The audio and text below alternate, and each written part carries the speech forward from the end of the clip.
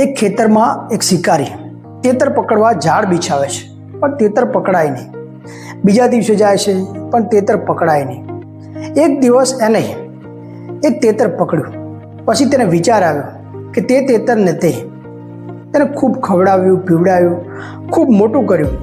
પછી તે પાછો તે ખેતરમાં જાય છે અને ઝાડ પાથરે છે. એ તેતર બીજા તેતરને બોલાવે છે. તેતરને જોઈને બીજા તેતરોને વિશ્વાસ આવી જાય છે. પછી શિકાર કરી ઘણા બધા તેતરને પકડે છે અને રોજ એક એક મારે છે.